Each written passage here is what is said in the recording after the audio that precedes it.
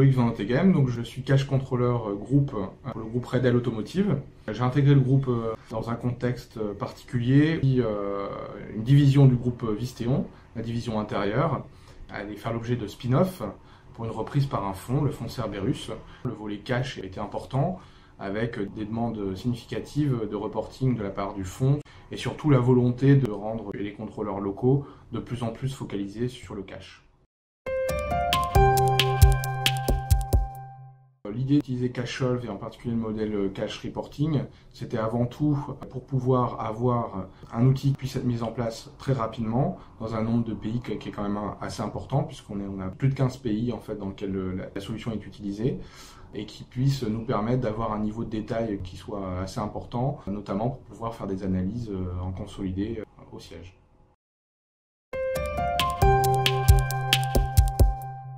La solution Cash Reporting est utilisée à la fois pour le reporting sur l'actual, fait de manière quotidienne, et l'autre volet, c'est effectivement des prévisions à horizon 3 mois, actualisées toutes les 2 semaines.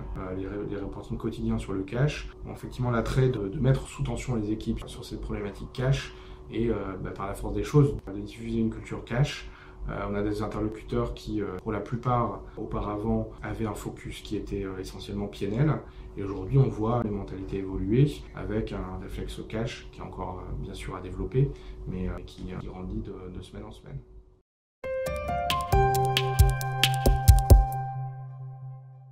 Avant CashSolve, le reporting de cash était fait intégralement sur Excel. Toutes les 2 semaines, on n'avait pas cette dynamique d'alimentation de reporting tous les jours, comme c'est le cas aujourd'hui dans CashSolve. La deuxième chose, c'est quand même le gain en temps et en fiabilité. Le gain en fiabilité, parce qu'il peut toujours y avoir des erreurs de saisie, mais en tout cas dans le process de consolidation, on n'a pas à gérer la consolidation de autant de fichiers Excel que de pays. C'est quelque chose qui est complètement automatisé, avec une gestion des taux de change, etc. Donc c'est aussi plus pratique puisqu'on a des pays qui ont un référentiel en devise locale et c'est l'outil qui va gérer lui-même la conversion en fonction d'une table de taux qui est maintenue en centrale. Et puis effectivement, au niveau centralisé, un gain de temps énorme par rapport à Excel puisqu'on évite d'agréger plus d'une quinzaine de fichiers Excel si on n'utilisait pas cette solution. En fait. Dans un système tel que CashSolve, par rapport à l'utilisation d'Excel, c'est une traçabilité complète de toutes les prévisions, tout le réalisé. On a la faculté de pouvoir clôturer des prévisions, des scénarios de réaliser, donc ce qui permet vraiment d'éviter de toucher à des données historiques.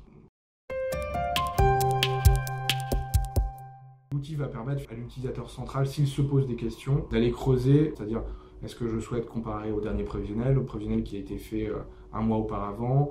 Est-ce que je veux voir un comparatif uniquement sur une partie de mon groupe, sur des entités qui travaillent sur de l'USD uniquement, etc. Il y a une latitude d'analyse qui serait très compliquée d'avoir dans Excel.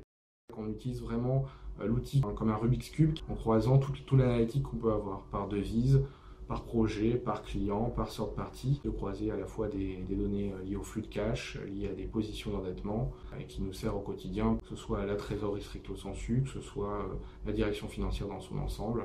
On utilise les reportings liés aux axes analytiques qu'on a pu mettre en place dans l'outil.